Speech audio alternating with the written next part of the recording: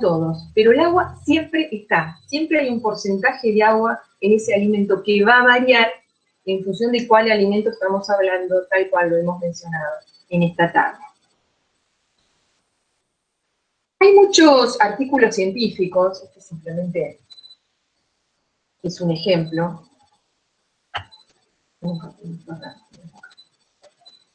Este es un artículo de una revista de la editorial Elsevier, seguramente ustedes conocen esta editorial.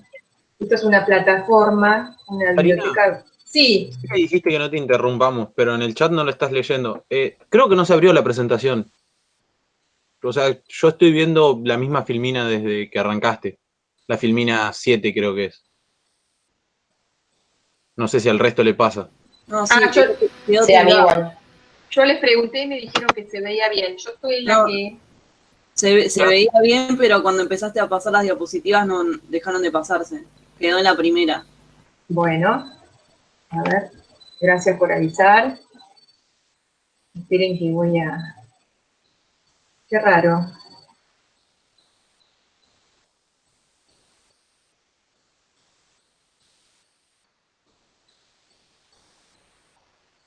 En este momento yo estoy mirando la diapositiva que dice, que está en inglés, que dice el agua como determinante de las propiedades de los alimentos. ¿Están viendo esa? Sí, ahora. Sí. ¿Se arregló? Sí. Bien. Si quieren, lo que puedo hacer es cuando paso a otra diapositiva, pasen ustedes, en el caso de que se tilde también, ¿sí? Por ahí es un problema de mi computadora. Yo les voy a ir avisando. Y ahora paso a la siguiente diapositiva y ustedes me avisan si pasó o no pasó. Si no, yo les aviso cuando voy a pasar. Bueno, en esta diapositiva tenemos, como les decía, un ejemplo de un artículo científico tomado de lo que sería una biblioteca virtual, que es la plataforma Elsevier, que acá van a encontrar un montón de revistas que tienen que ver con la ingeniería de los alimentos y que tratan un montón de temas, entre ellos muchos de los que damos en esta materia. Este es un artículo del año 2004, pero hay muchísimos, acá podría haber puesto muchísimos artículos, es simplemente un ejemplo, para que ustedes vean cómo estos temas del agua como determinante de las propiedades, ingenierías, que tienen que ver con la ingeniería de los alimentos. Esto es un review, pero hay otros artículos que no son reviews, que son artículos que tratan sobre un determinado tema, como el que yo les propongo analizar en la clase práctica que tienen a continuación. Hay muchos de estos artículos justamente que tocan estos temas por la importancia que tiene la molécula de agua en relación a la estabilidad y a las características que tienen que ver con los alimentos. El agua afecta a lo que sería la estabilidad, la seguridad, la calidad y las propiedades. Todas las propiedades de los alimentos, todas están directamente relacionadas con la cantidad de agua que tenga dicho alimento.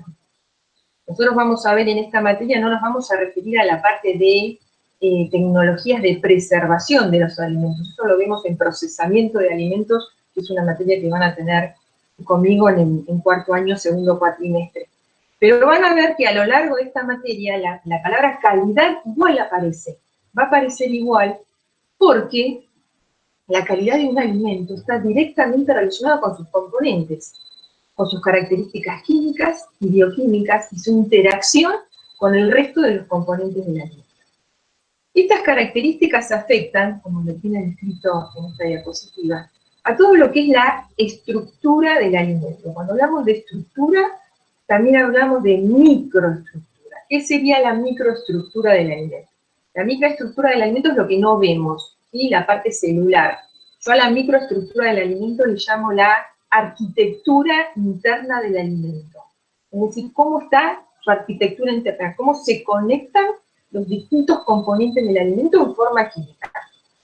Y esto está directamente relacionado, microestructura y estructura está directamente relacionado con textura del alimento, con aspecto del alimento, cómo veo yo ese alimento.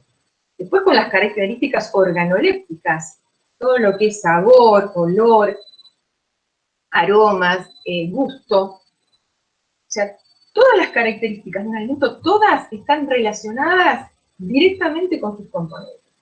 Y por el otro lado, el agua también es un agente que está también directamente relacionado con el deterioro de los alimentos. Ustedes saben perfectamente que a mayor cantidad de agua en un alimento, vieron la diapositiva anterior que yo les presenté, los alimentos que presentan un alto porcentaje de agua, son aquellos alimentos que son más susceptibles de deteriorarse más rápido. A mayor cantidad de agua, el deterioro es mayor.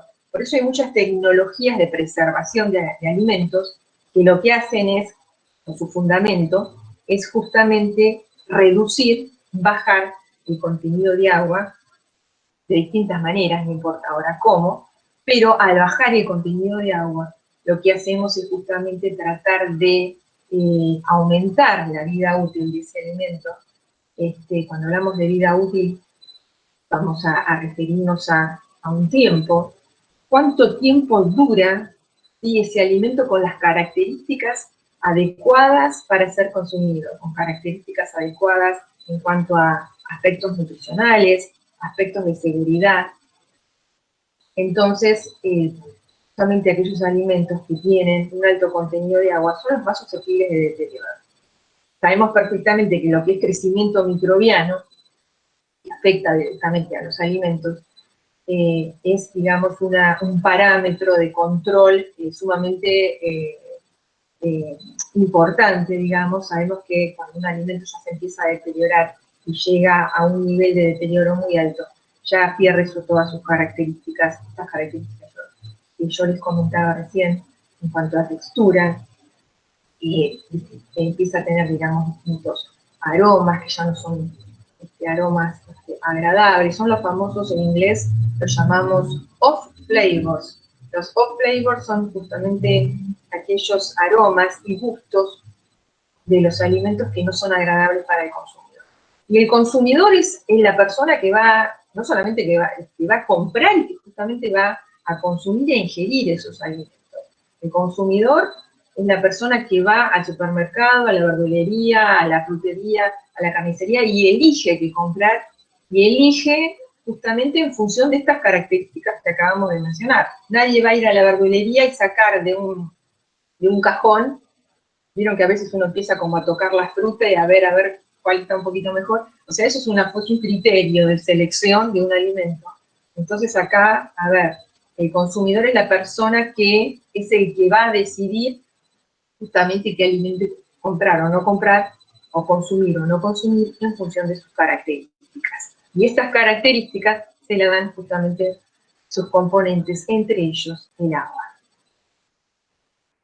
Bueno, contribución del agua a los alimentos, acá tenemos como una listita que seguramente agrega alguna característica en relación a lo que yo les comenté recién. ¿Se pasó la diapositiva?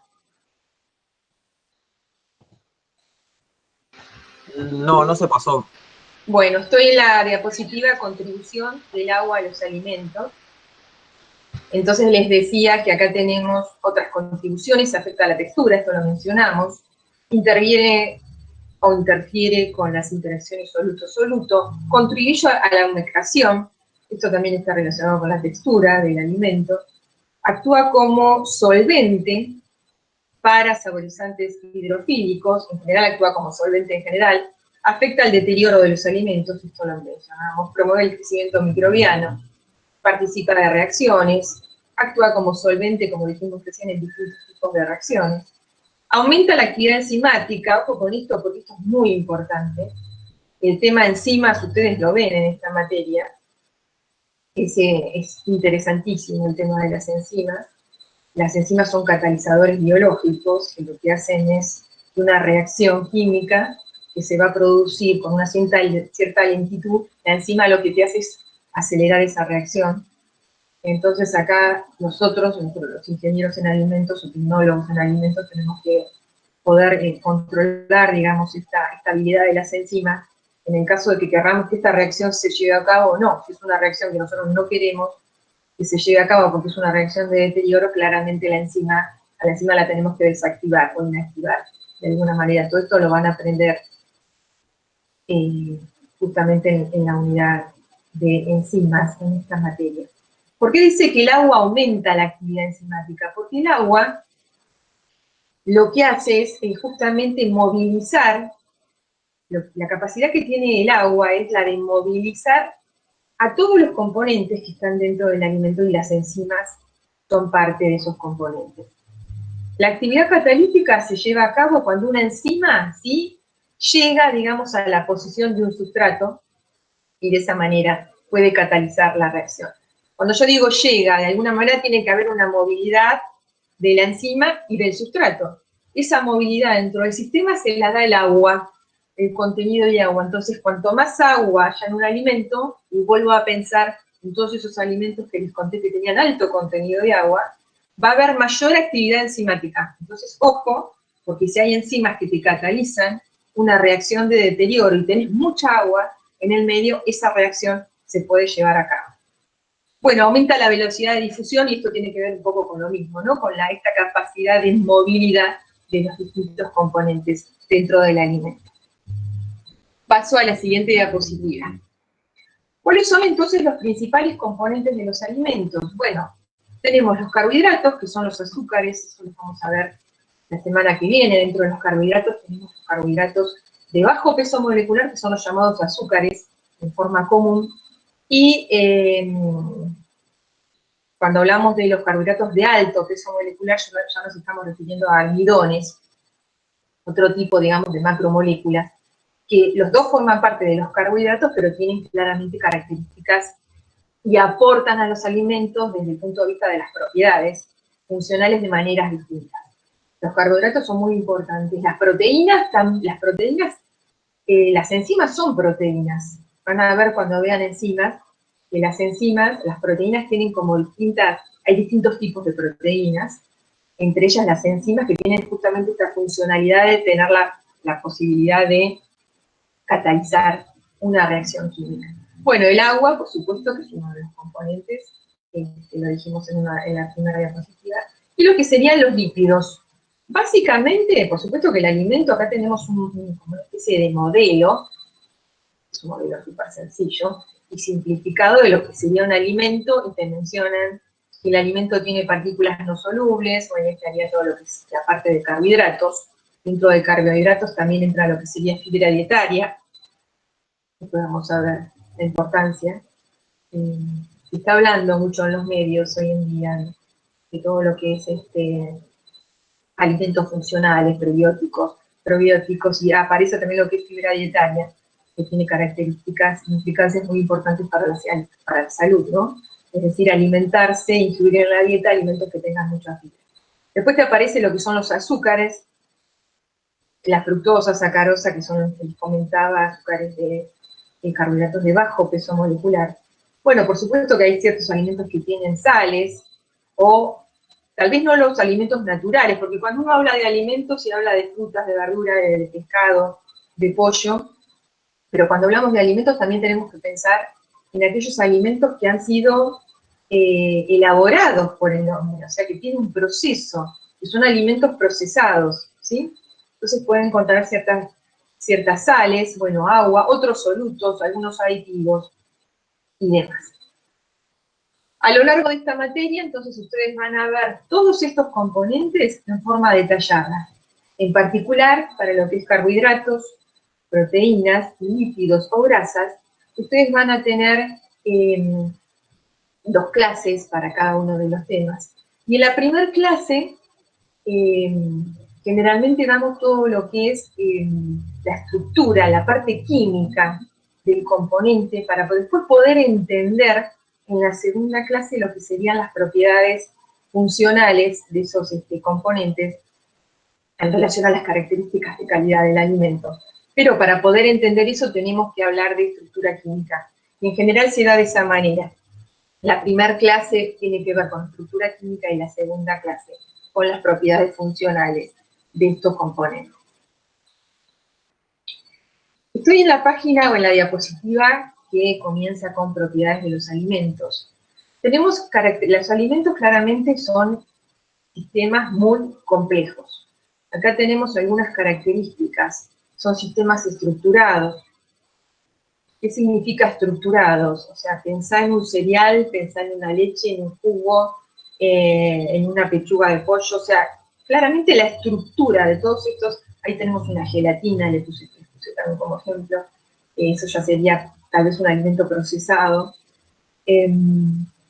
Todos estos alimentos tienen estructuras, microestructuras, acuérdense de lo que sería la arquitectura interna, totalmente distinta.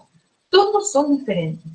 Son multicomponentes. No hay un alimento, a no ser que sea agua, que tiene agua, que es agua pura, 100% agua, pero hasta un jugo ya es multicomponente, porque un jugo lo podemos asociar con dos componentes, con lo que sería un carbohidrato y el agua, o sea, un sistema binario, que sería un sistema sencillo, pero cualquier otro alimento que pienses, una fruta, un vegetal, una carne, etcétera, mínimamente vas a tener de 3 a 4 componentes, por eso se llama multicomponente. Cada uno de estos componentes puede estar en una fase distinta, líquida o sólida, como lo vamos a ver a continuación. Por eso decimos multifásicos.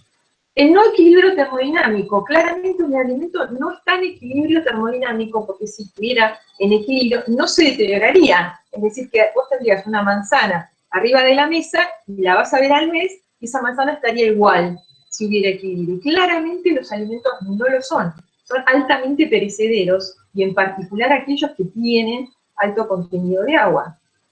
Y por supuesto que presentan variabilidad. Ustedes saben que dependiendo de la cosecha, dependiendo de la fecha o de la fecha de captura, si hablamos de un pescado, por ejemplo, dependiendo de muchas cosas, del género, de la especie, de un montón de características, también presentan variabilidad. Por lo tanto, todas estas características que acabo de mencionar hacen que los alimentos sean sistemas altamente complejos para analizar.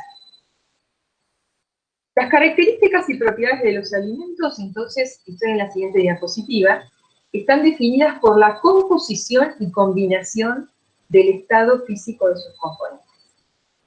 Estos componentes son los que acabamos de mencionar recién. Grasas o lípidos, azúcares, agua, proteínas.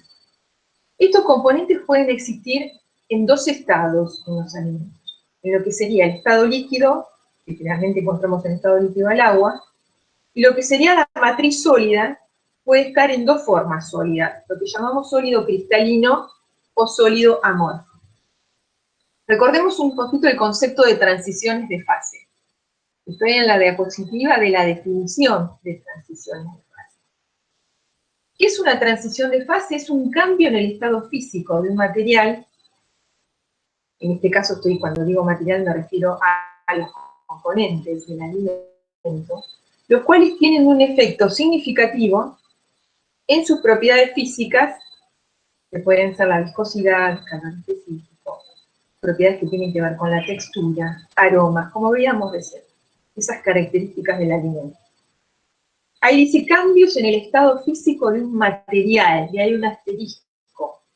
¿Cuál es ese cambio que vemos en una transición de fase? Lo que vemos es un cambio en la movilidad molecular causado por un cambio en la temperatura o presión. Es decir, un cambio en el entorno, un cambio en la temperatura, un cambio en la presión, puede conducir a un cambio de fase, que son los cambios que vamos a ver a continuación.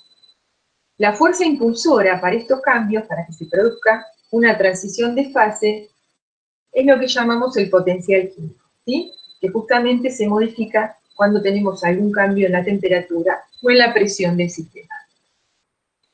En la siguiente diapositiva tenemos un esquema, una tabla, donde nos muestra los estados de equilibrio termodinámicos en la parte superior, sólido, cristalino, líquido o gaseoso, que es, seguramente ustedes se acuerdan esto de la secundaria, cuáles son los posibles estados de la materia. Ahora, cuando hablamos de alimentos, yo les mencioné que dentro de lo que es el estado sólido, el alimento puede estar en forma cristalina, que es lo que está señalado ahí con la flecha naranja, o también puede ser un sólido amorfo. Ahora bien, fíjense que esta diapositiva tiene mucha información. Tienen en la parte superior los cambios de estado a lo que sería sólido, el sólido conocido por ustedes, cuando hablan de sólido, tal vez hasta ahora no habían incorporado la palabra amorfo, con todas las características que tiene el sólido cristalino, y cómo se llaman los pasajes de fases entre sólido, cristalino, líquido y gaseoso. Esto lo saben de secundario. no me voy a detener. Sí me detengo un segundito en lo que sería el estado sólido amorfo, que es justamente esta nueva palabra, este nuevo vocabulario que ustedes aprenden hoy. Ahora vamos a ver cuál es la diferencia entre los dos estados. Los alimentos pueden estar en forma cristalina o en forma amorfa, y las características son muy distintas. Y justamente estas características van a tener implicancias en lo que es la estabilidad del alimento. Ustedes saben que para pasar de un estado al otro, como lo que acabamos de mencionar recién por la definición, necesitamos lo que sería un cambio de presión o de temperatura. O sea, tenemos las temperaturas de fusión, de solidificación o evaporación según el cambio de estado. Si ustedes se fijan en el cuadradito intermedio donde dice estados de no equilibrio o metaestables, estos son estados que ustedes hasta ahora no conocían. Los alimentos están siempre en estado de no equilibrio, a no ser que nosotros hagamos la suposición, por alguna razón, de decir, voy a suponer que está este alimento en equilibrio. Pero los alimentos en la realidad no lo están. Existe una temperatura que la vamos a analizar al final de la presentación del día de hoy, que se llama TG. Es una temperatura nueva para ustedes, una temperatura que hasta ahora no tenían incorporada, y se llama temperatura de transición vítrea.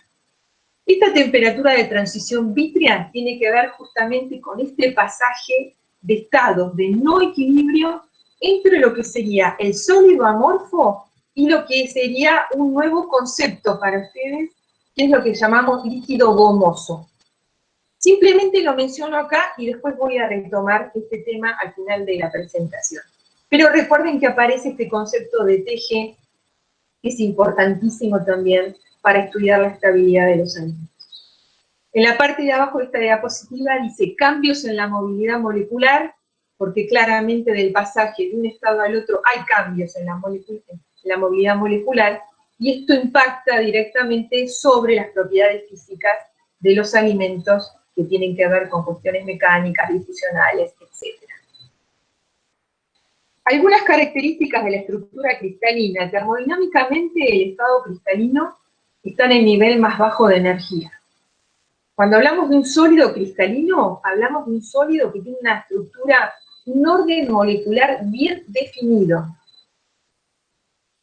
Y los alimentos, generalmente los alimentos que están en polvo, en estado deshidratado en polvo, en el estado cristalino son los más estables. Ahí tienen en una tabla algunos ejemplos, ¿sí?, de algunos alimentos que pueden estar en forma amorfa, cristalina, incluso a veces encontramos alimentos que son sistemas mixtos, es decir, que tienen zonas cristalinas y zonas amorfas. En general los alimentos amorfos son la mayoría, las leches, la mayoría de los alimentos deshidratados están tienen características de sólido amorfo. Cuando hablamos de sólido cristalino nos estamos refiriendo a algunos azúcares refinados, algunos ácidos orgánicos, algunas sales. Son muy pocos los alimentos que están en este estado.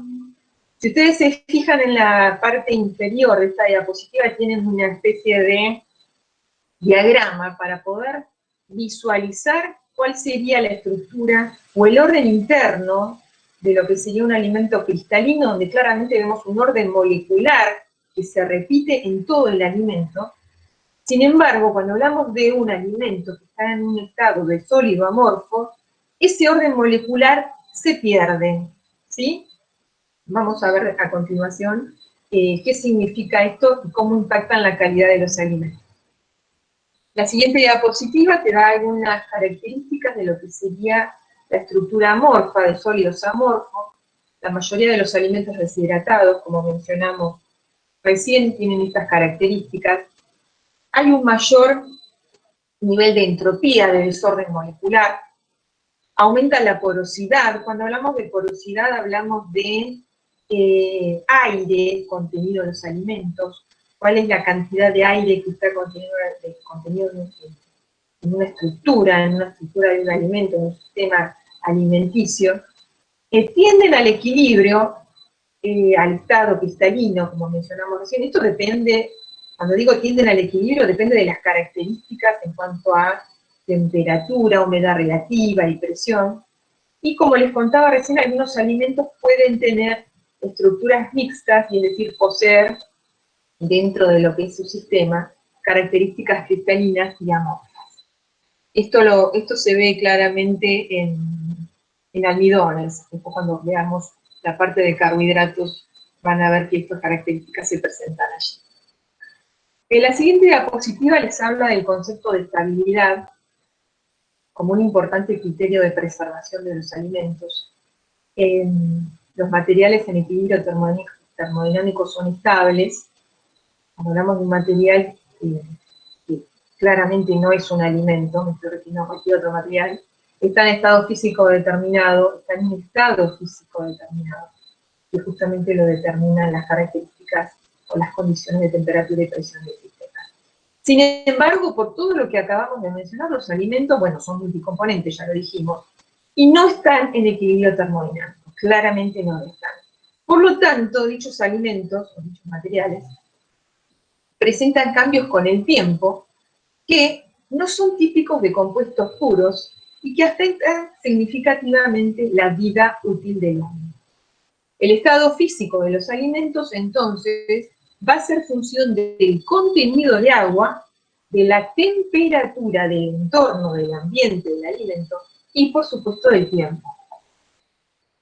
Acá tenemos en la siguiente diapositiva, que la voy a pasar rápido, simplemente para recordar la estructura química del agua. Sabemos que es un compuesto muy sencillo, hidratación sp3 del oxígeno del agua, formando un tetraedro, dos orbitales híbridos que forman enlaces oxígeno-hidrógeno, formando un ángulo de 104 grados, tal cual podemos observar en la diapositiva. Los otros dos orbitales contienen los electrones libres. El enlace covalente oxígeno-hidrógeno, debido a la alta electronegatividad, contiene una característica iónica o posee un carácter iónico del 40%.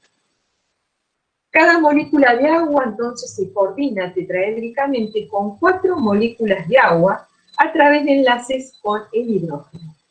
La energía de disociación del enlace de hidrógeno es de aproximadamente 25 kilojoules por mol. Simplemente algunas características que tienen que ver con la estructura química del agua para simplemente recordarlas.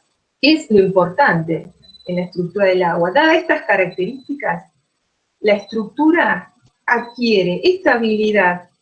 El agua tiene la posibilidad, a través de los enlaces fuentes de hidrógeno, de generar enlaces químicos con, estoy en la siguiente diapositiva, con otras moléculas de agua, es decir, enlace agua, o con otras moléculas que no son agua, pero tienen características polares, como vamos a ver a continuación.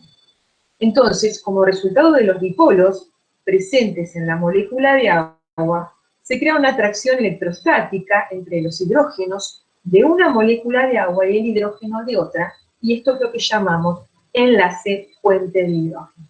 Este es el enlace principal que va a tener el agua, va a tener la capacidad no solamente de unirse a otras moléculas de agua, sino de formar enlace químico con otras macromoléculas que van a ser macromoléculas que van a tener compuestos químicos, que van a tener características similares al agua, es decir, que van a tener que ser polares, claramente, para poder permitir este tipo de enlace.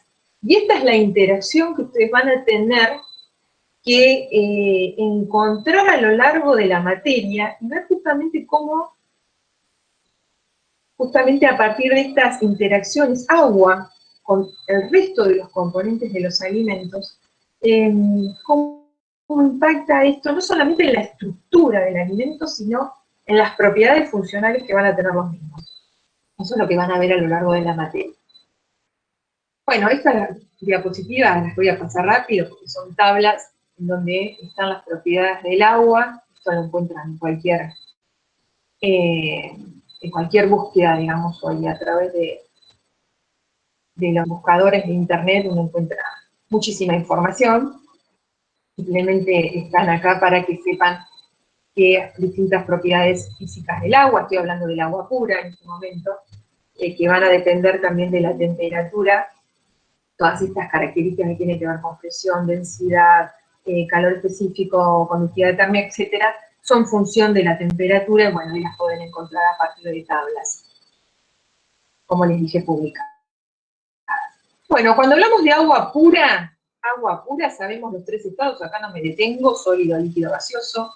Las características, esto lo vieron en la secundaria, así que lo paso rápido, pero el agua pura tiene estos tres posibles estados. Si me detengo en el diagrama de fases del agua.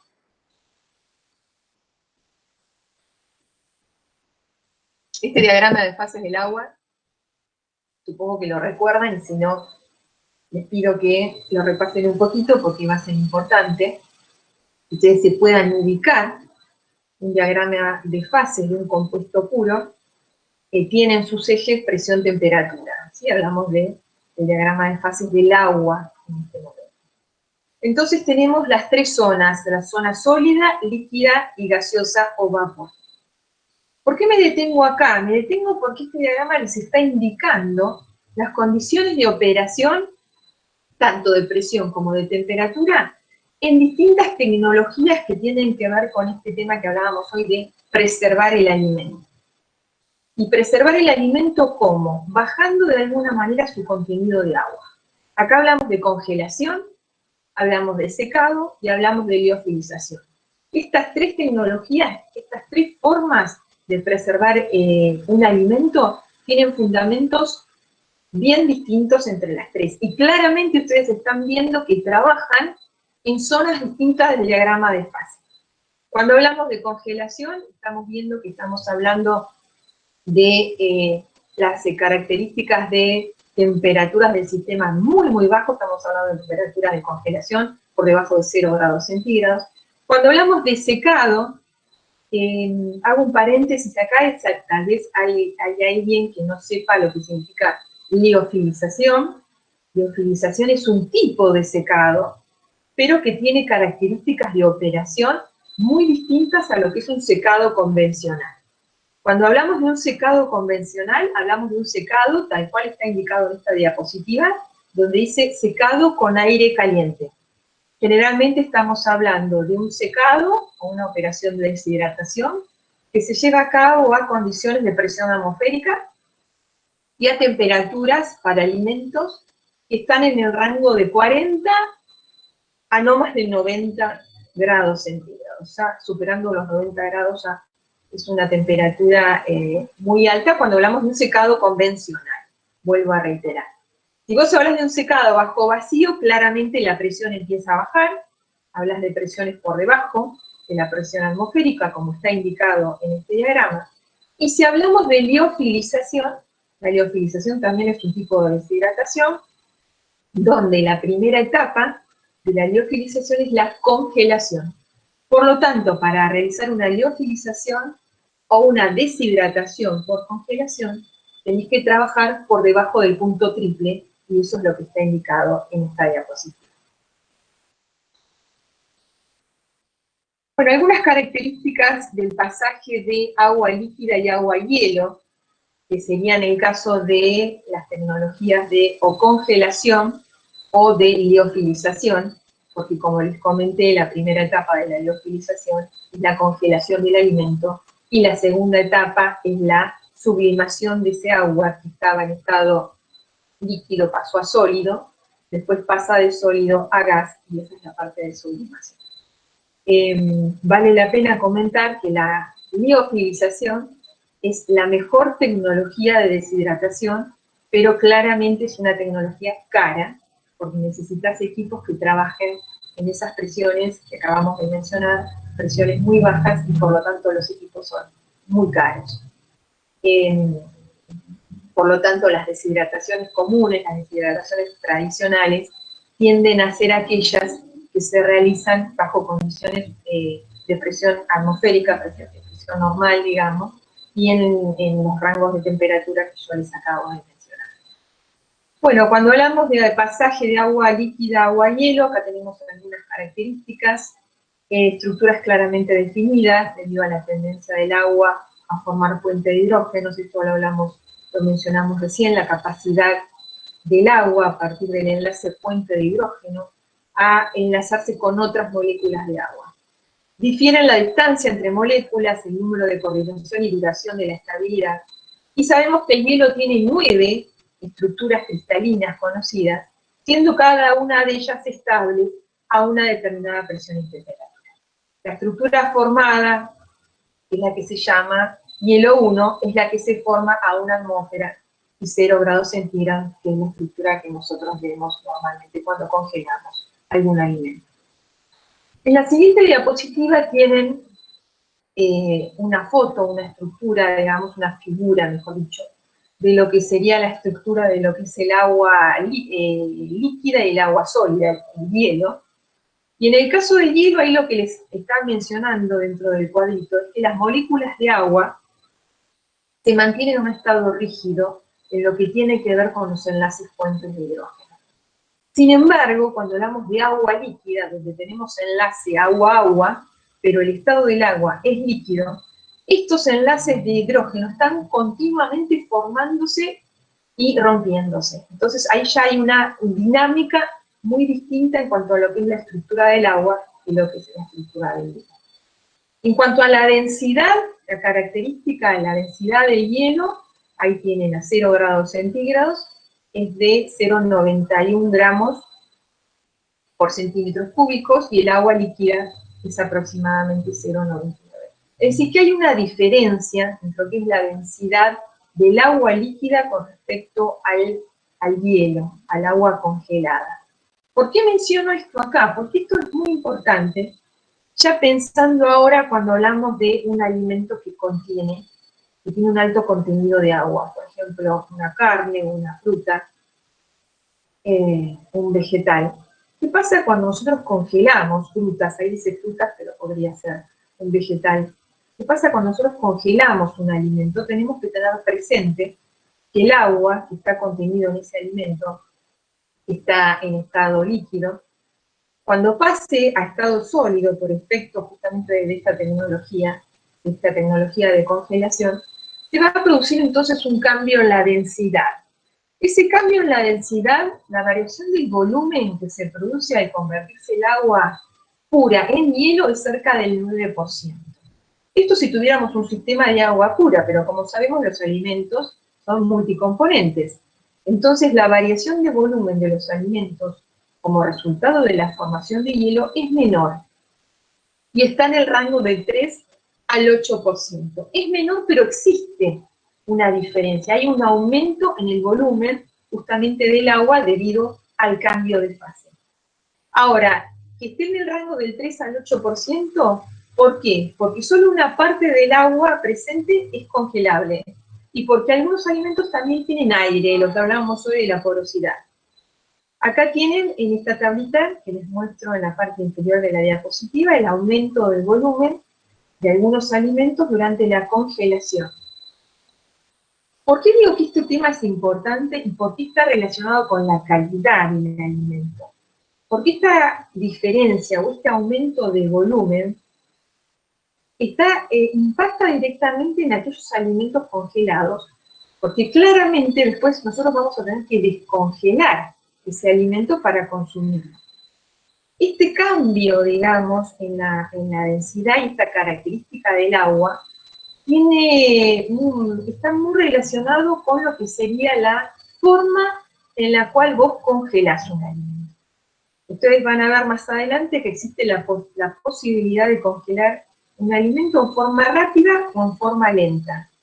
Cuanto más rápido vos congelás un alimento, cuando tenés un congelado rápido, tenés pequeños cristales de agua congelada. ¿Qué significa? Que cuando ese alimento se descongele, la calidad de ese alimento va a ser muy parecida al alimento inicial. Sin embargo, si vos haces una congelación lenta, lo que sucede es que los cristales de hielo crecen, le das la posibilidad de crecer mucho más, son más grandes, y existe la posibilidad de que haya una disrupción o una ruptura celular, de tal manera que cuando vos descongeles ese alimento ya no tenga las mismas características en cuanto a textura y tal vez características organolépticas. Entonces, este cambio en la densidad sumado a la forma en la que vos congelás un alimento, directamente te va a impactar en las características finales del mismo a la hora de ser consumido. ¿Cuál es la interacción del agua con los componentes? Bueno, ya mencionamos que el agua tiene la capacidad de interaccionar con otros componentes del alimento y que esto está directamente relacionado con las propiedades.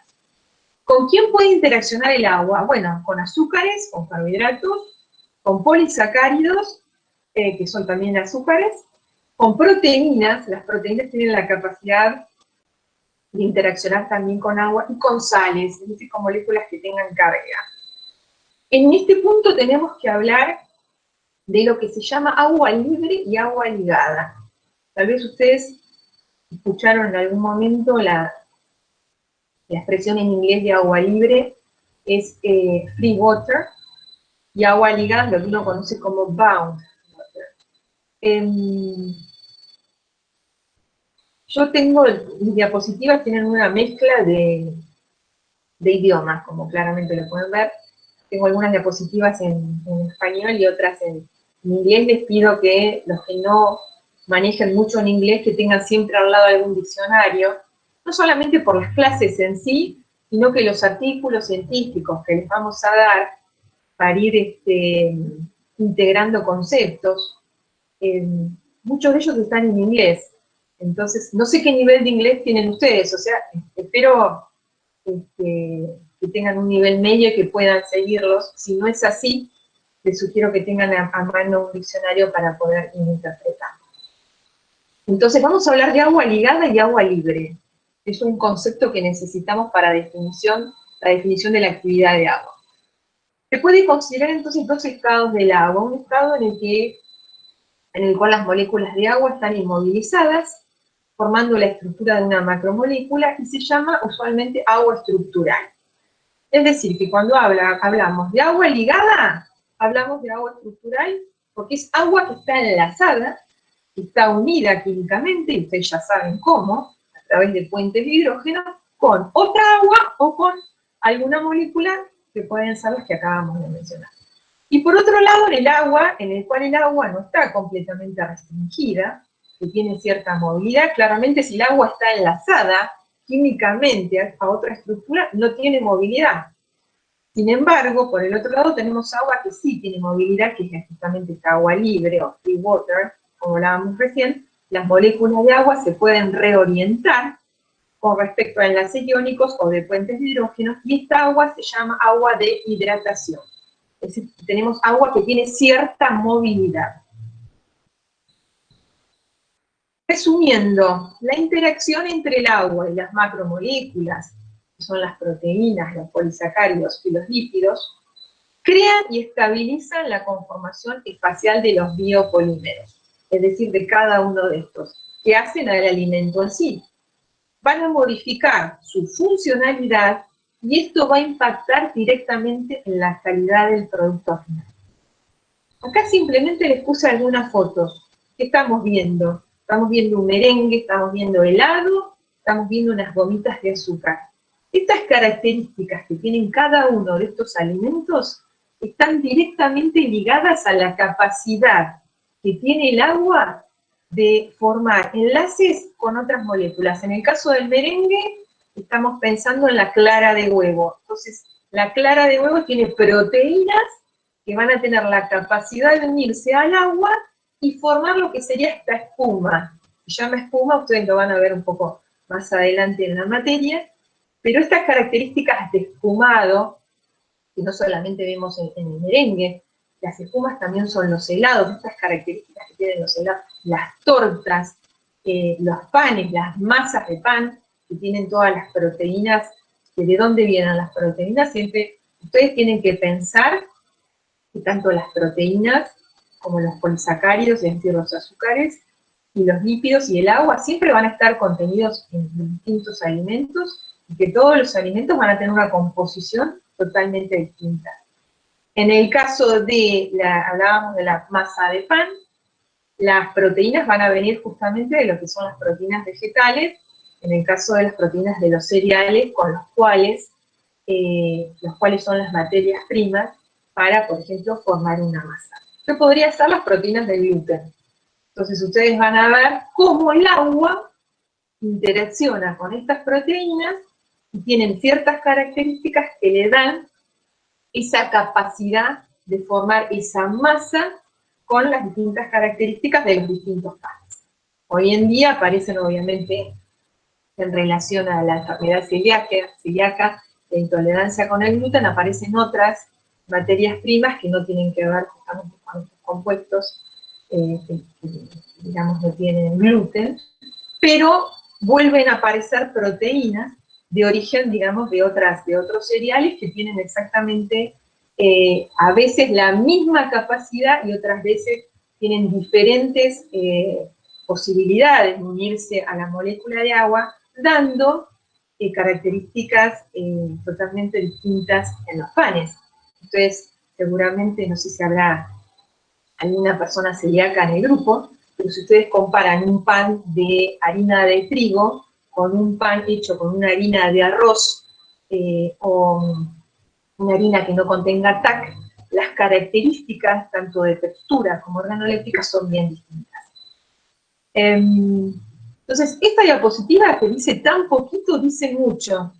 Y es importantísimo que ustedes tengan esto presente, esta diapositiva, tenganla presente a lo largo de la materia, no solamente acá, en esta unidad que les estoy dando yo del agua, sino a lo largo de la materia. Bueno, hablamos de contenido de agua.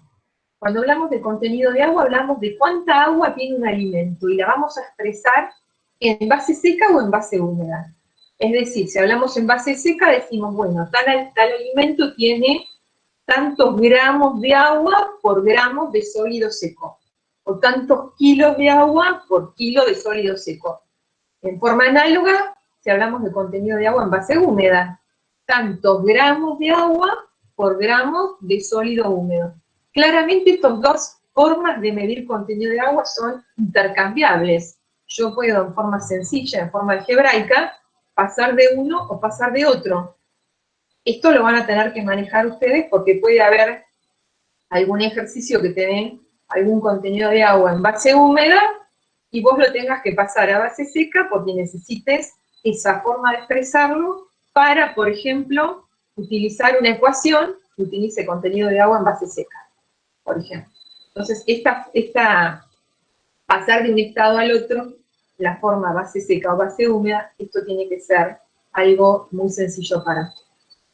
Pero cuando hablamos de contenido de agua y decimos un alimento tiene tanta cantidad de agua, no estamos diciendo cuánta agua está disponible, cuánta agua está libre de ese alimento. En realidad estamos hablando del contenido total, pero no estamos discriminando entre lo que sería, lo que hablamos recién, de agua libre y agua ligada.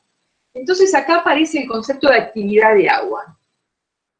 El concepto de actividad de agua, bueno, pequeña historia, no importa, lleva más de 50 años, se empieza al principio relacionando este concepto con deterioro microbiano, y después se empiezan a agregar, se empieza a ver que no solamente está directamente relacionada a la actividad del agua con el crecimiento microbiano, sino también con propiedades químicas y físicas de los alimentos, que tienen que ver con el cambio del aroma, con cambio en textura, estabilidad y aceptabilidad de los alimentos.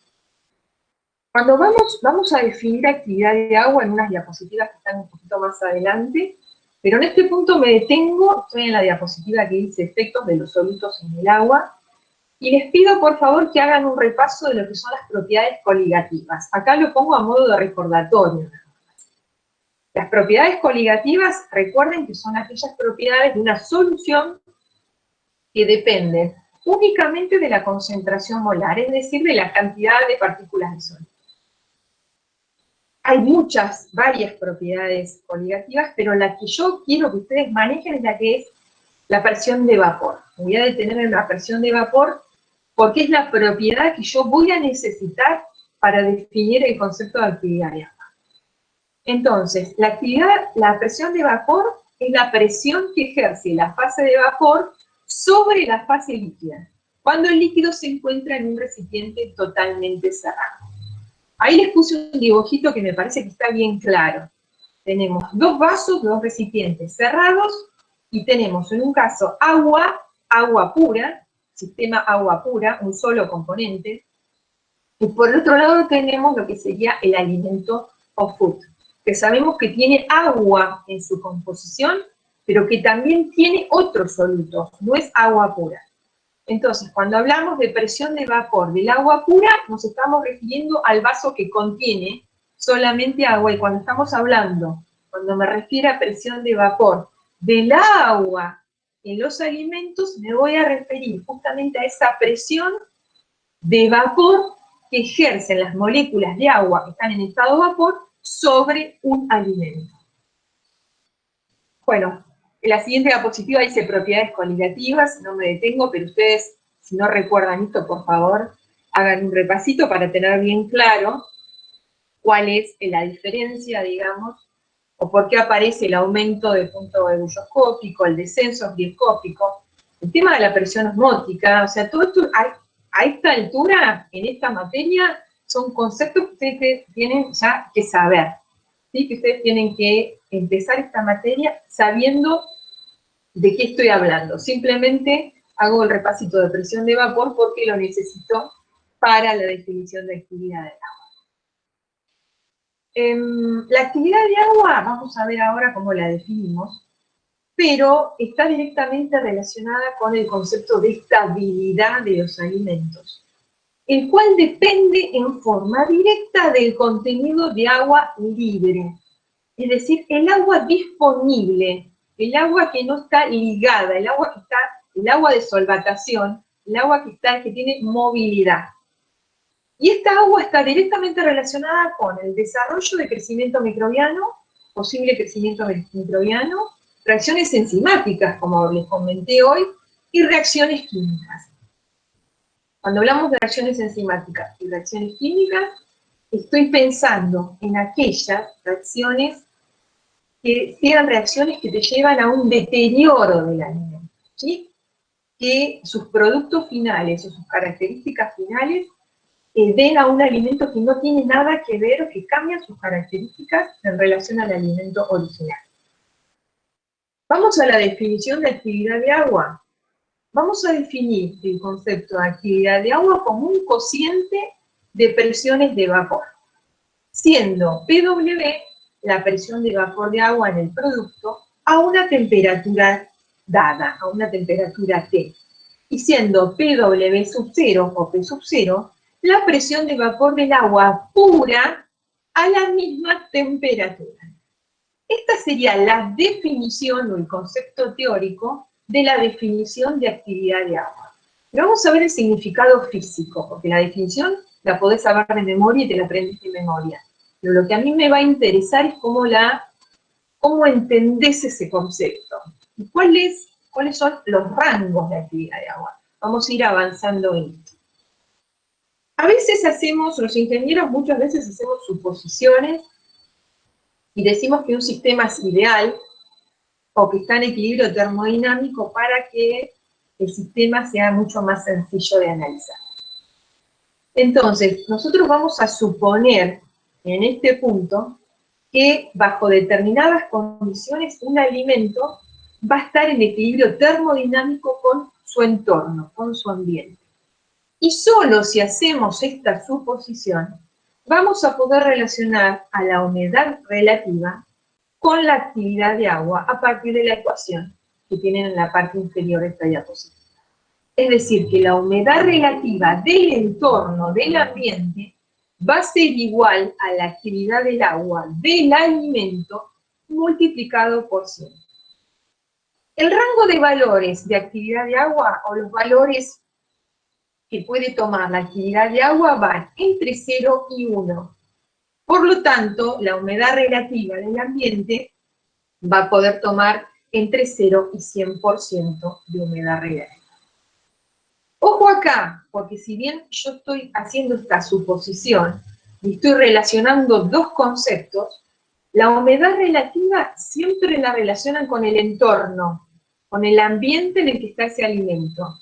Sin embargo, el concepto de actividad de agua está directamente relacionado con el alimento.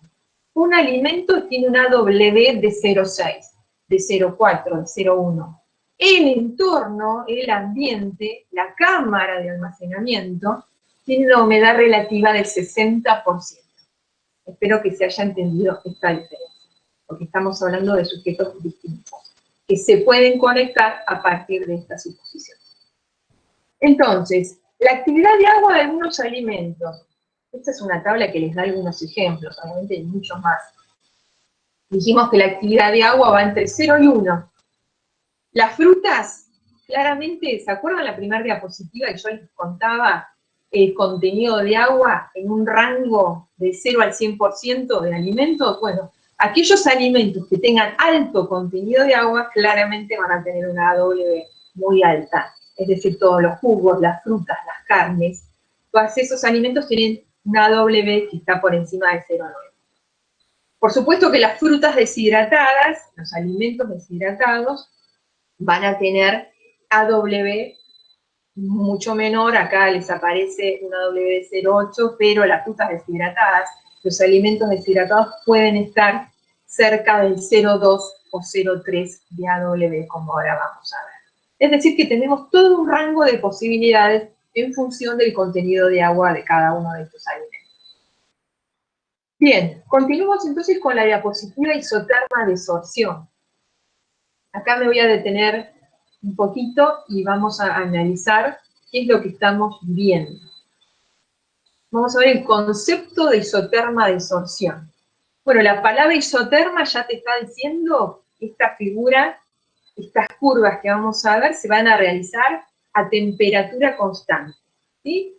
Una isoterma de sorción es una curva, como vos estás observando, en cuyos ejes tenemos, en el eje X, en una isoterma de sorción, siempre vas a tener actividad de agua o humedad relativa, porque acabamos de decir que podemos conectar una con otra. Si tenés actividad de agua, el rango va a ser de 0 a 1, y si tenés humedad relativa, el rango va a ser de 0 al 100%. ¿Qué tenemos en el eje Y? En el eje Y de una isoterma de sorción, siempre vas a tener el contenido de agua de equilibrio de alimento. Ahí dice contenido de agua, agreguen ustedes, contenido de agua de equilibrio, que no es cualquier contenido. Ahora les voy a contar cómo lo logran, cómo pueden medir o determinar este contenido de agua. Entonces, repito, una isoterma de sorción es una curva que me relaciona el contenido de agua de equilibrio de un alimento versus su actividad de agua o la humedad relativa del entorno a una dada temperatura. ¿Qué significa? Que yo me voy a mover a lo largo, acá tenemos dos curvas, vamos a mirar la curva de desorción, es la curva superior, la curva de desorción, ahí les está indicando la flechita, el trayecto, significa que empezamos de AWs altos contenidos de agua, cerca de 1, y vamos bajando, siguiendo el trayecto de la curva, como está indicado. Por ejemplo, vamos bajando la actividad de agua, por ejemplo, a través de una deshidratación. Yo voy bajando la actividad de agua a través de una deshidratación. Entonces puedo lograr todos esos, ahí tienen una línea continua. Ahora yo les voy a contar que en general estas curvas se determinan en forma experimental y después se superponen modelos matemáticos que unen o se superponen a estos datos experimentales y te permiten a vos estimar datos que no pudiste medir en forma experimental. Volviendo entonces a la curva de desorción, yo les comenté recién que acá estamos viendo dos curvas, la curva de desorción y la curva de absorción. La de desorción, como les comenté recién, significa que el AW va disminuyendo, ¿sí? Hay una deshidratación del alimento. La de absorción es la curva de rehidratación. La mayoría de los alimentos deshidratados para ser consumidos se hidratan. Piensen en una sopa deshidratada, pensá en un jugo, hay muchas posibilidades. Tenía otra en mente y se me fue el ejemplo. no importa, un cereal de desayuno, que le agregamos leche en ese caso, pero al rehidratarlo, al agregarle agua a ese alimento, la curva es la inversa, es la curva de absorción. Esto que ustedes están viendo como una especie de lóbulo u orejita, es decir, la diferencia entre estas dos curvas, se llama histéresis o lóbulo de histéresis. La histéresis tiene que ver con este fenómeno que ocurre en algunos alimentos, no todos, que a medida que yo voy bajando el AW, voy sacando agua del alimento, la estructura interna del mismo se modifica, lo que llamábamos hoy microestructura. ¿Por qué? Porque el agua está dentro de capilares, micro o macrocapilares, y a medida que yo voy deshidratando ese alimento, le obligo al agua a evaporarse, es decir, salir de ese alimento, y por lo tanto en esos lugares donde había agua, ahora hay aire. Muchos de estos capilares desaparecen, se cierran, se modifican. Entonces cuando hablamos de hidratar de nuevo ese alimento, tenemos que volver a agregar agua a la misma matriz que fue deshidratada. Entonces estamos obligando al agua al entrar a esa matriz, pero no siempre puede volver a los mismos capilares, a micro o macrocapilares, porque la estructura interna se modificó. Y esta modificación tiene que ver con esto de la histéresis, y por eso aparecen estos dos caminos diferentes. Esta histéresis es altamente dependiente de la matriz alimenticia, es decir, del alimento al cual vos estás deshidratando. Algunos alimentos presentan más diferencia y otros alimentos van y vienen por la misma curva, porque no presentan esta modificación, digamos, tan importante en cuanto a estructura interna. Pero yo acá les estoy mostrando una isoterma de absorción general, no es una puntual de un determinado alimento, por lo tanto tengo que hablar en forma general de todas las posibilidades. Entonces, hablamos de la curva de desorción y de absorción de fenómenos de histéresis, y lo que estamos viendo, y tenemos que mencionar, son las tres zonas. Ustedes están viendo tres zonas en este gráfico. Zona 1, 2 y 3. En la parte inferior, donde dice AW, yo les voy a contar que la zona 1, o el límite entre zona 1 y zona 2, para que sea más claro, está entre 0,2 y 0,3 de AW. El límite entre la zona 2 y la zona 3 está entre 0,7 y 0,8 de AW. Es decir, empiezo de la zona más alta de AW, que es la zona 3. En la zona 3 es donde tenemos más agua libre, más agua como solvente, más agua que puede congelar. Esta es la zona más complicada del alimento. Cuando digo más complicada, ¿por qué? Porque tenemos mucha agua libre, AW por encima de 0,7, lo que significa que podemos tener crecimiento microbiano, posibilidad de reacciones enzimáticas, porque tenemos agua libre, que agua que moviliza. La mayoría de las reacciones de deterioro de los alimentos van a acontecer en esa zona. A medida que vamos bajando la actividad de agua, ya empezamos a restringir AW. En la zona 2 tenemos algunas posibles reacciones de deterioro, pero ya son menores. Sabemos que por debajo de AW 0,6 no hay posibilidad de crecimiento microbiano. Por lo tanto, si tenemos un alimento que presenta un AW de 0,5, la parte de crecimiento microbiano ya está, me lo olvidé, no hay posibilidad. Por ahí hay otro tipo de reacción, pero no crecimiento de hongo, bacteria, levadura, etc. Y la zona 1 es la zona más estable del alimento. Lo que pasa es que la zona 1, como les dije, el límite entre la zona 1 y la 2 es 0,203. Y llegar a esos valores de AW es difícil, no es fácil.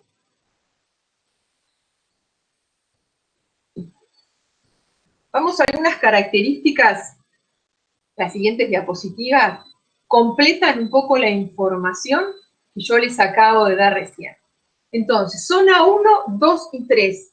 La zona 2 es la zona intermedia, que tiene características de las dos, y la zona 1 es la zona más estable de la isoterma, donde el agua presenta uniones muy fuertes con lo que sería la matriz sólida del alimento. Por eso decimos que el agua en la zona 1 no está disponible. De hecho, tenemos AW por debajo de 0,203, y yo les conté que justamente el concepto AW tiene que ver con la disponibilidad de agua, y por lo tanto en la zona 1 prácticamente no va a haber agua disponible.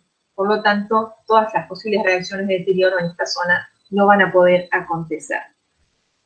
La pregunta es, ¿cómo logramos que un alimento que tenga una AW de 0,9, un alimento fresco, cómo logramos que llegue a una AW de 0,203?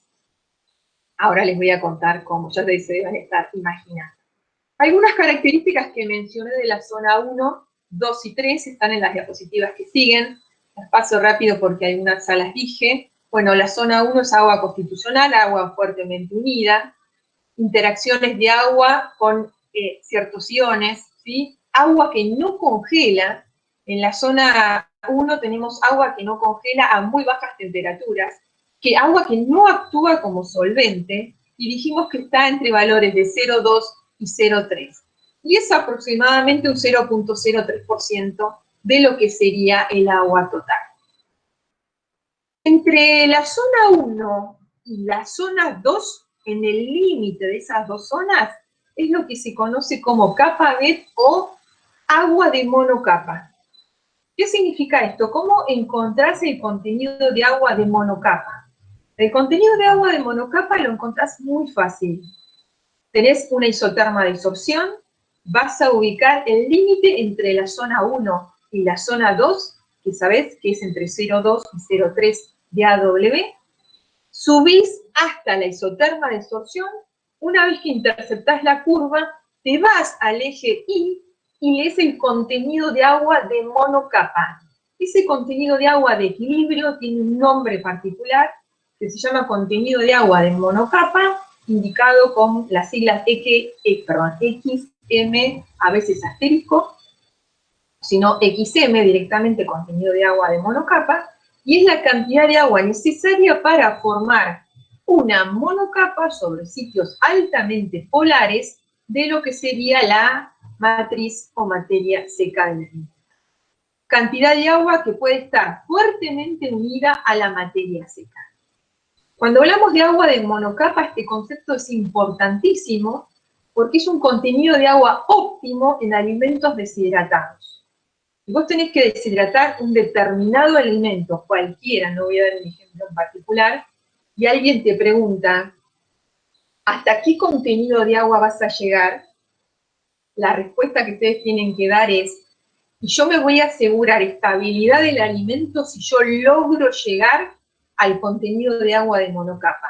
Dicho de otra manera, que ese alimento tenga una AW entre 0,2 y 0,3.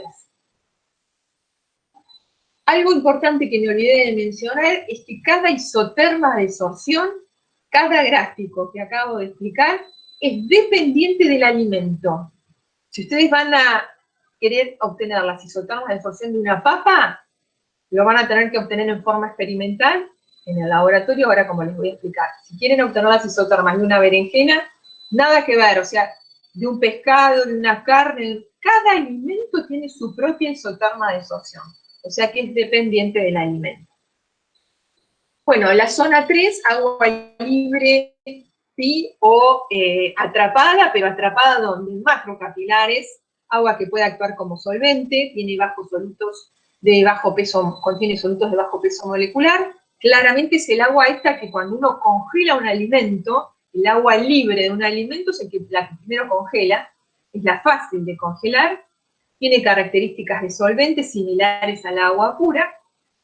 Su eliminación reduce la AW hasta 0,8, eso depende del alimento hasta qué valor quieren ustedes llegar, y representa el 95% del contenido de agua total de un alimento.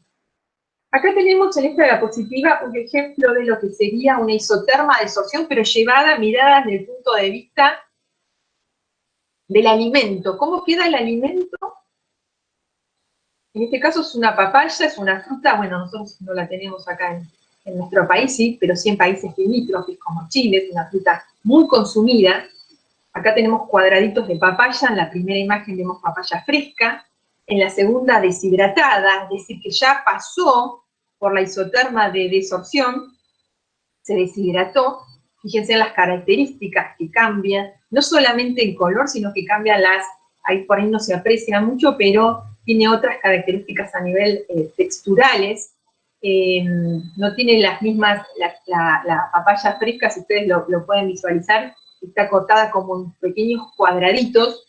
Cuando la deshidrato, esos cuadraditos empiezan como a deformar, cambia su volumen y su forma, su estructura.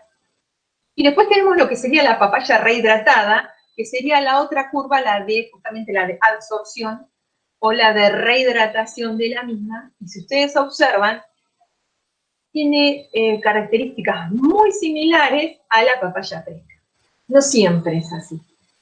Esto, la clave, digamos, y el éxito de obtener un alimento deshidratado, hidratado, que presente las mismas características del fresco, el éxito de esto va a depender de las condiciones de secado que vos uses, ¿sí? Que sean condiciones que sean amigables con el alimento, ¿sí? Que no cambien demasiado sus propiedades, de tal manera que después cuando vos le agregues agua y lo hidrates, puedas obtener un alimento muy parecido al alimento fresco.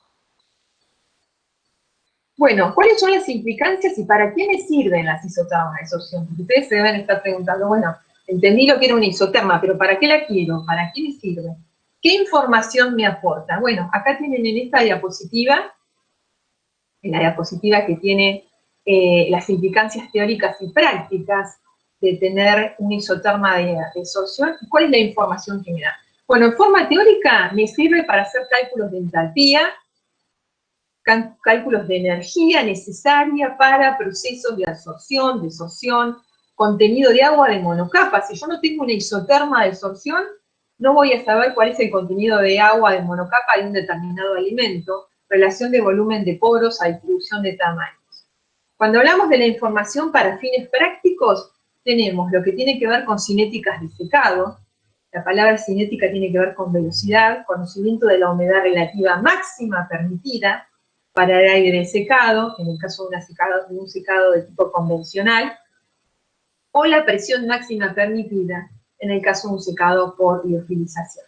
Y por ende, este conocimiento me va a ayudar a ahorrar energía y a disminución de costos que tienen que ver con la aplicación de estas tecnologías.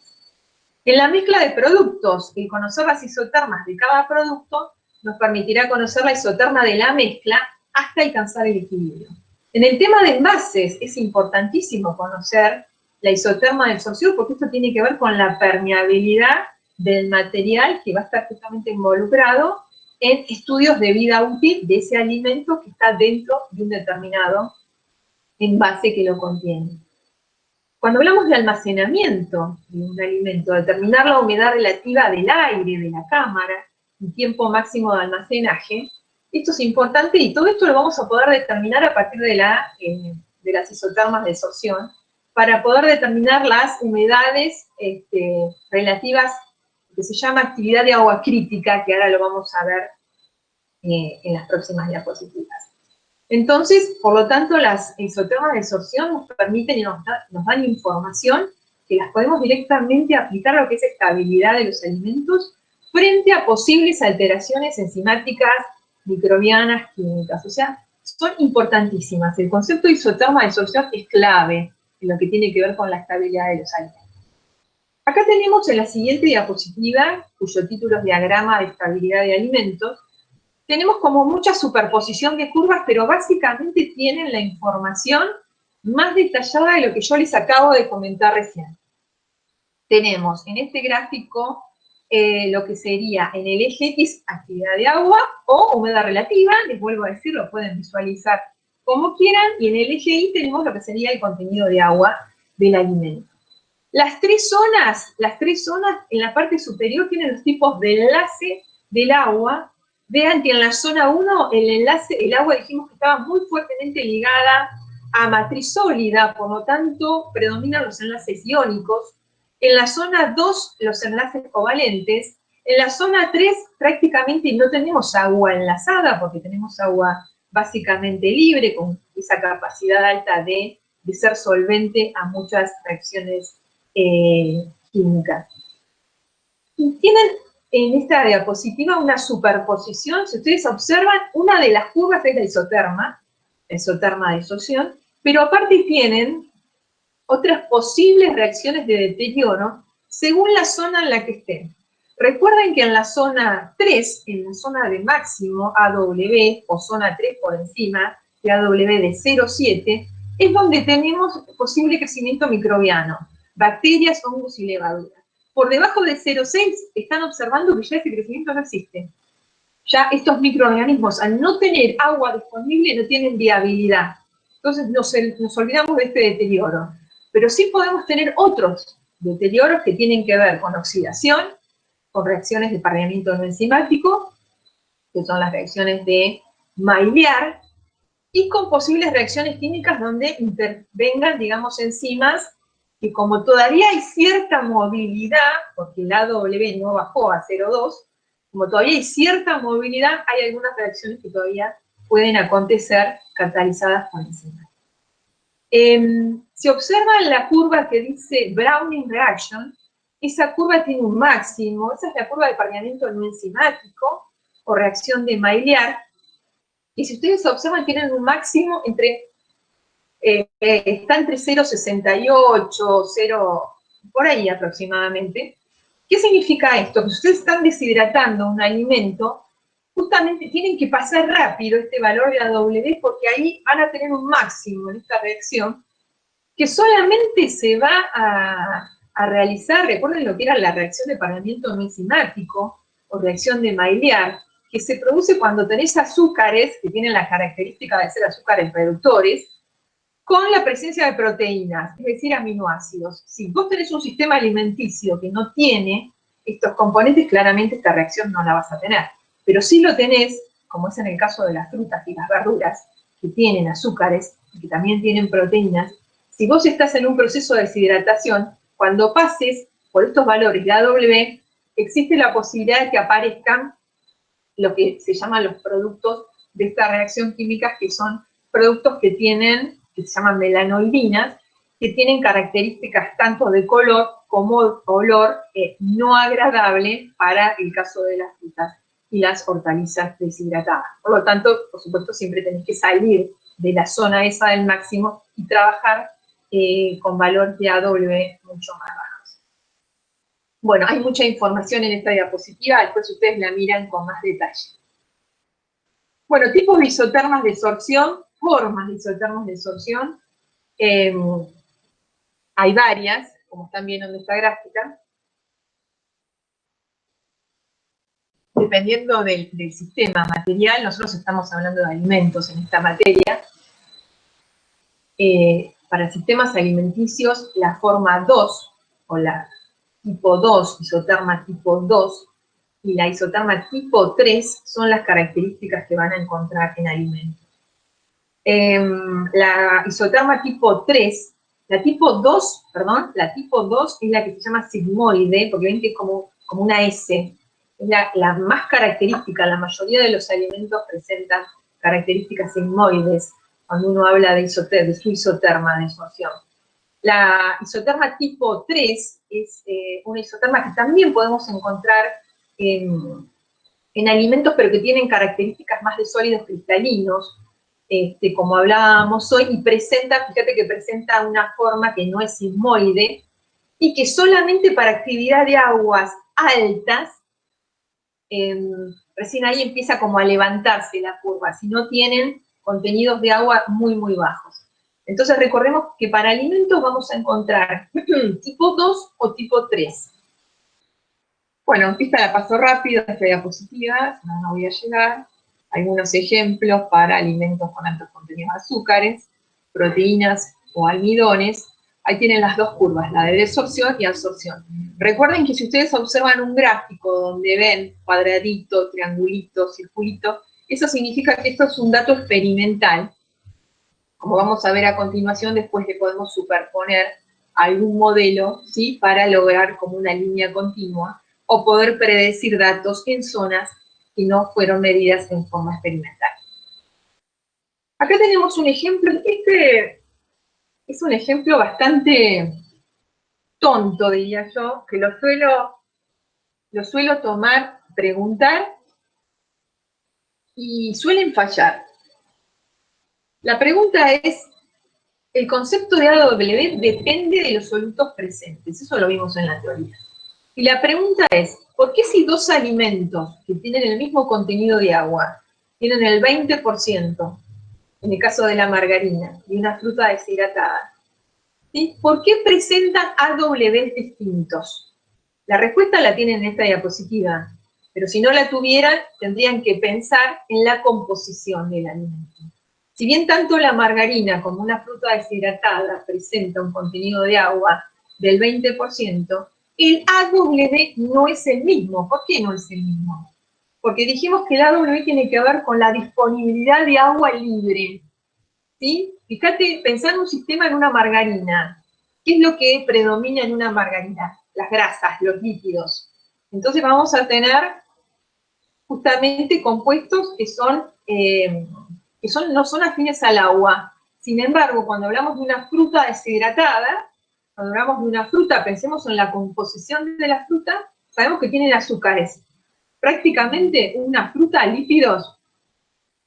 Entonces, sabemos que el agua va a tener la capacidad, a partir de sus enlaces puentes de hidrógeno, de formar enlaces con moléculas que son, como dijimos, polares o hidrofílicas, como es el caso del azúcar.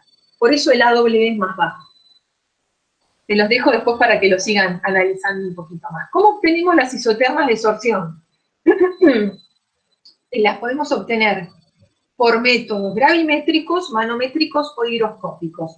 Los más utilizados son los métodos gravimétricos que involucran la medición del cambio de peso de la sustancia, y para ello se utilizan sales o también ácido sulfúrico. Les voy a contar el método de las sales, que es uno de los métodos más utilizados en los laboratorios para medir AW.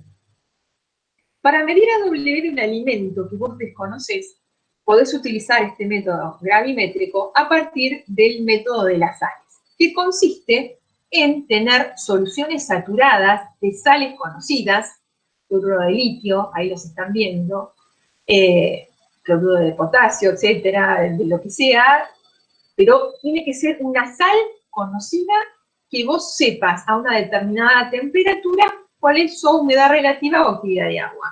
Dicho de otra manera, usás la tabla, porque claramente estos valores no los tenés por qué saber de memoria. Ni yo lo sé. Cuando requiero calcular una W, me dirijo a estas tablas, selecciono las sales que tengo en el laboratorio, porque no siempre vas a tener todas las sales. ¿Qué es lo interesante? Seleccionar sales que te barran todo el rango de AW, es decir, AW bajitas, intermedias y altas. Cosa que cuando vos vayas a medir, por lo menos barras todo el rango de las AW, porque si elegís solamente sales que tienen un AW alto o una humedad relativa alta, te vas a quedar con un pedacito del isoterma. Entonces, si ustedes se fijan, estas sales que están mencionadas en esta tablita van de valores de AW desde 0,11 a 0,85. Y tienen valores de AW que están directamente relacionadas con la temperatura. ¿Cómo es el método? ¿Cómo operás en el laboratorio? Lo que se hace es lo siguiente.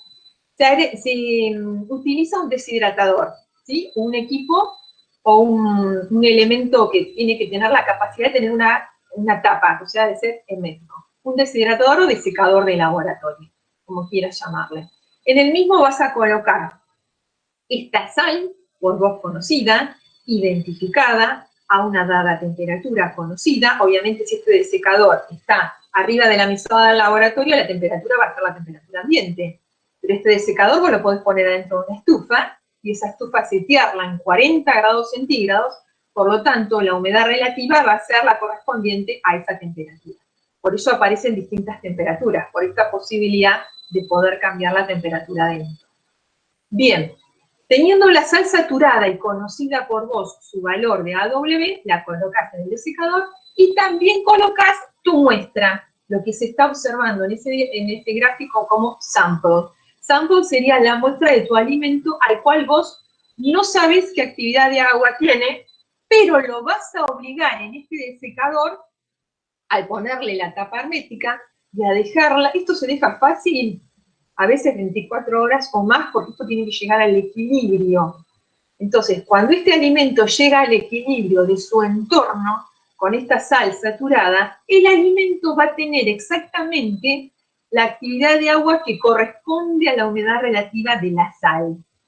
Entonces, si vos utilizaste cloruro de litio a 40 grados centígrados, después de un día, tu alimento va a tener 0,11 de actividad de agua. Y de esta manera, utilizando las distintas sales, vos vas obligando a que el alimento llegue a esa actividad de agua con las distintas sales. Por supuesto que después vas a tener que medir a partir de su peso, porque recuerden que la isoterma de sorción no es solo la actividad de agua, sino que necesito el par ordenado, actividad de agua, contenido de agua de equilibrio. El contenido de agua de equilibrio lo logro justamente midiendo el contenido de agua de ese alimento que yo lo saco de este desecador y a través de una estufa de secado puedo medir su contenido de agua. Ese contenido de agua es el contenido de agua de equilibrio que está relacionado con esa sal en particular a esa dada temperatura. Así como existe esta tabla, existen ecuaciones que te relacionan para las distintas tablas el AW o humedad relativa de esa sal en relación a la temperatura, porque vos por ahí querés una temperatura que no es la de la tabla anterior.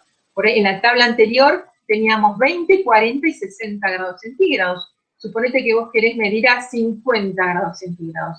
Tener una expresión o un modelo, como es este el caso, vos pones 50 grados centígrados y te da el AW correspondiente. En esta diapositiva lo que estamos viendo es que muchas veces, y lo ideal sería medir AW con un equipo. Hay equipos que te miden AW, pero no todos los laboratorios que trabajan con alimentos, de hecho nuestro laboratorio no tiene un medidor de AW, muchas veces tenemos que trabajar con el método de las sales para calcular. Teníamos uno que me parece que no estaba funcionando y la última vez lo arreglamos, que es el tema de los equipos en los laboratorios. Bueno, es un tema aparte. Es decir, o tenés el equipo, resumiendo, o tenés el equipo que te mide el valor de AW, ¿y cómo haces para medir AW en un equipo? Como están viendo en la foto, colocás la muestra del alimento, que generalmente es una muestra pequeña, en esa posición del equipo. Esa posición de alguna manera se empuja y entra dentro del equipo, que ya está obviamente calibrado. ¿Cómo está calibrado? Con el método de las sales. Y vos en un display directamente lees AW0318. Ahí no tenés que esperar las 24 horas. Directamente la medición es mucho más rápida. Entonces vos tenés distintas muestras y vas midiendo su AW correspondiente. Pero les vuelvo a repetir, no todos los laboratorios tienen, por una cuestión de costos, son equipos caros, estos equipos que miden AW. El efecto de la temperatura sobre el AW lo podemos estimar a partir de una ecuación de tipo Clausius-Clapeyron. ¿Se acuerdan la ecuación? Es la misma ecuación que ustedes utilizaban cuando tenían que calcular presiones de vapor en función de la temperatura, y el calor que aparecía ahí en esta ecuación era el delta H de vaporización. ¿Recuerdan? Bueno, acá la ecuación es la misma, donde estamos reemplazando la presión de vapor por el concepto de actividad de agua, porque sabemos que está relacionado con las presiones de vapor. Y el calor que aparece, en este caso, cuando reemplazamos presión de vapor por actividad de agua, ya no es el calor no es la entalpía de evaporación, sino que se llama calor de sorción o calor sorcional, muchas veces conocido como calor isostérico de sorción, que tiene que ver con esta capacidad del agua de unirse a distintas, según la zona en la que esté, a distintos componentes de la matriz. Si observamos en las figuras que tenemos en la parte inferior, podemos ver isotermas de sorción, donde aparecen dos isotermas a dos temperaturas diferentes. L es una temperatura más baja y H es una temperatura más alta. El efecto de la temperatura sobre las isotermas de sorción, en general, es lo que ustedes están visualizando en el gráfico A. Es decir, a medida que yo aumento la temperatura, la isoterma de sorción viene hacia abajo, es decir, va decreciendo, ¿sí? Eso lo tiene que ver con distintos fenómenos que justamente al haber más energía, porque tenemos más temperatura, hay, digamos, cambios en lo que tiene que ver con el comportamiento sorcional del agua. En algunos sistemas, en particular en aquellos sistemas que contienen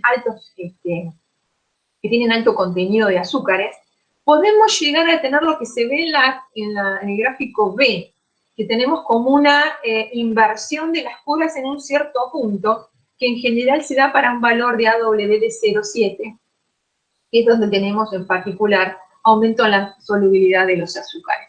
Pero en general podemos quedarnos con las isotermas que estamos viendo en el primer gráfico, en el de tipo A. Es decir, a medida que aumenta la temperatura, el efecto de temperatura sobre isoterma de absorción, significa que el isoterma cada vez viene para abajo, ¿sí? Es decir, disminuye. Eso significa que si yo me posiciono en una isoterma de absorción, en una isoterma de absorción determinada, vamos a mirar el gráfico A, estamos todos mirando el mismo, para un valor de AW fijo, si yo leo el contenido de agua de equilibrio en cada una de esas curvas, me van a dar dos contenidos de agua diferentes correspondientes a la isoterma de menor y mayor temperatura. Les dejo a ustedes el por qué pasa esto. Les doy la ayuda de que tiene que ver obviamente con cuestiones de tipos energéticas relacionadas con justamente el aumento de temperatura. Calor de absorción, bueno, el calor de absorción, al igual que nosotros utilizábamos la ecuación de Clausius-Clapeyron para estimar el calor de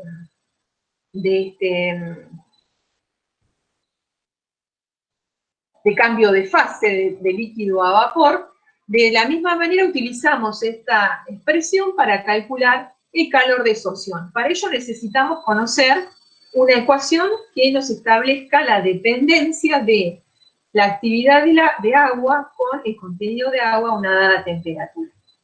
A través de esta dependencia podemos obtener este tipo de gráficos, como estamos viendo en la parte inferior, donde podemos relacionar la temperatura en función de 1 sobre T, la inversa de la temperatura, con respecto a lo que sería AW, humedad relativa, y esto si nosotros lo podemos graficar nos van a dar rectas.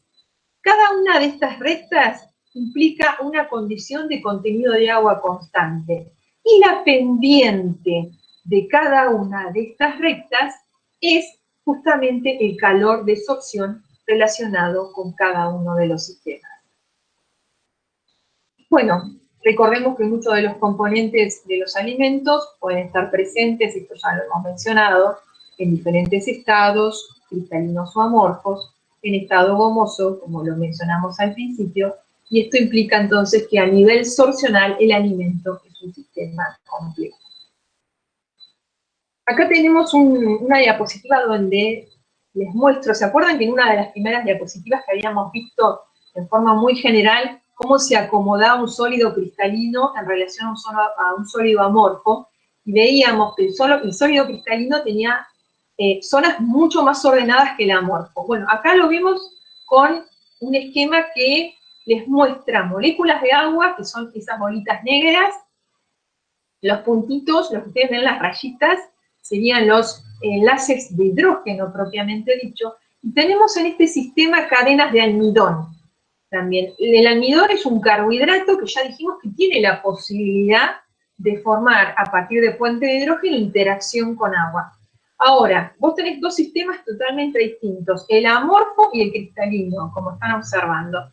En un sistema amorfo, justamente al no haber orden molecular, al haber desorden molecular, esto le permite al agua acceder a llegar zonas y de esa manera formar puente de hidrógeno con el carbohidrato, que en este caso es el almidón. Fíjate lo que pasa cuando tenés un sistema que presenta zonas cristalinas. Las zonas cristalinas ordenadas, que tienen que ver con empaquetamientos de almidón que presentan estados cristalinos, le impiden al agua ya acceder a determinadas zonas. Por lo tanto, el agua ya queda como agua de solvatación. Fíjate que el agua básicamente queda en las partes externas y podría llegar a tener alguna interacción solamente con algunos azúcares que están en la zona límite, como lo estás observando. ¿Qué implicancia tiene? ¿Qué significado tiene esto que estamos diciendo? En las zonas, en el sistema amorfo, tenemos un AW mucho más bajo, porque tenemos agua ligada, agua conectada químicamente a otras estructuras. Sin embargo, cuando tenés una zona cristalina, el agua al no poder acceder a esos componentes, se tiene que quedar como agua de solvatación. Y ya vimos que el agua de solvatación es agua libre, ¿sí? Agua que actúa como solvente. Por lo tanto, tenemos una AW de mayor valor, si tuviéramos que comparar estos dos sistemas. Estos ejercicios de aplicación los voy a pasar directamente. Me voy a ir a la parte de modelado matemático, y creo que no voy a llegar a terminar el tema por el horario que es. Voy a terminar con este tema de modelado matemático y les cuento un poquito de qué se trata esto. Como yo les conté, ustedes tienen, para construir las isotermas de absorción, tienen la forma experimental de generarlas, de determinarlas, que es a partir, por ejemplo, del método de las sales. Ahora, ¿qué pasa? Te puede suceder que vos necesites una W, un contenido de agua de equilibrio, para una temperatura o una condición experimental que no mediste. Por lo tanto, necesitas un modelo que te prediga esos valores. Isotermas de absorción, modelos o ecuaciones de isotermas de absorción, hay más de 200. En esta tabla hay muy poquitas, pero simplemente para que ustedes vean. Las más utilizadas son la isoterma GAP, la isoterma BET, y algunas que ustedes pueden llegar a utilizar en función de su sistema en particular, porque como les dije, cada isoterma de absorción es altamente dependiente del alimento. Les cuento algunas características de la isoterma BET y GAP, que son las más utilizadas. En el caso de la isoterma BET es anterior a la isoterma GAP, es decir, se desarrolla en el año 38, y su sigla BET tiene que ver justamente con las personas que la generan. Brunauer, Emmet y Teller son los científicos que desarrollan esta isoterma de absorción. Sin embargo, tiene un limitado valor, digamos, de aplicación, porque no les barre todo el rango de actividad de agua, sino que les barre hasta 0,5 de actividad de agua. Entonces, en principio servía, pero claramente los científicos, los que averiguaban, los que investigaban estas cuestiones que tienen que ver con AW y estabilidad de alimentos, se dieron cuenta que había un rango totalmente importante, fundamental en el alimento, que no era predicho por este isoterma. Por lo tanto, aparece la isoterma GAP, que es la que les voy a contar a continuación, pero la isoterma BET, en algunos casos se sigue utilizando.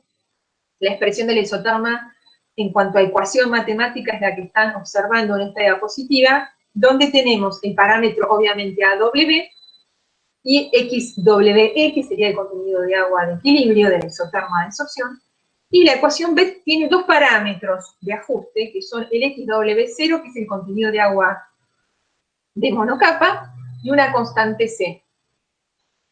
Por lo que les acabo de decir, el rango limitado de aplicación aparece, se mejora la ecuación de BET y aparece el modelo de GAB. El modelo de GAB es del año 75 y sus siglas se deben a sus autores Guggenheim, Anderson y De Boer. Esta ecuación o modelo de GAB es ampliamente utilizado a nivel mundial y funciona muy bien con casi todos los alimentos. Lo que hace, justamente para poder predecir las zonas que la BET no predice, es agregar un parámetro más de ajuste. Entonces, tiene una validez prácticamente total, entre 0,05 y 0,9, inclusive un poquito más de AW, es decir, que les barre el rango total de actividad de agua. Incorpora un parámetro más, tiene el XW0 en su ecuación, que el XW0 es el XM, que ustedes están viendo en esa ecuación, que es el contenido de agua de monocapa, que todas las isotermas lo tienen, porque ese valor es clave. Yo ya les dije que es un valor óptimo de contenido de agua, y después aparecen dos constantes, las constantes C y K, que tienen que ver con cuestiones de energía de absorción. Estos tres parámetros son tres parámetros de ajuste Ustedes, no sé si tendrán que realizar algún ejercicio, pero tranquilamente, si les dan datos de AW versus contenido de agua de equilibrio, ustedes con Excel o con algún programa, con algún software que les permita hacer ajuste por mínimos cuadrados, ustedes pueden obtener los 3 parámetros de ajuste, siendo uno de los más importantes y significativos el contenido de agua de monocapa. Bueno, lo que sigue son ejemplos. Voy a detenerme acá.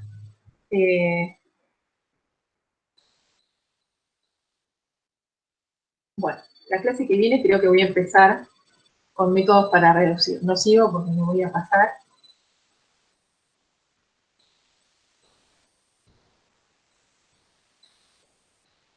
Voy a detener la presentación. ¿Pueden activar los micrófonos?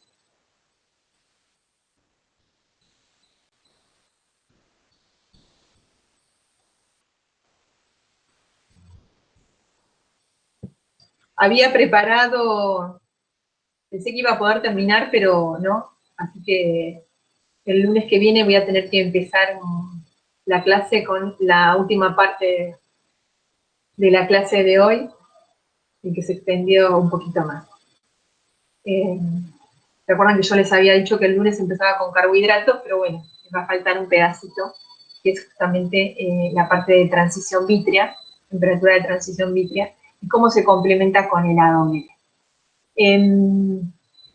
No les di mucho tiempo para preguntas, pero tienen unos minutitos. Si alguien me quiere consultar algo.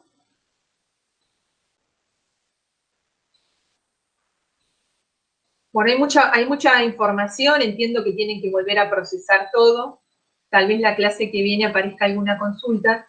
De todas maneras, les quiero contar que antes de cada parcial, ustedes van a tener una clase de consulta.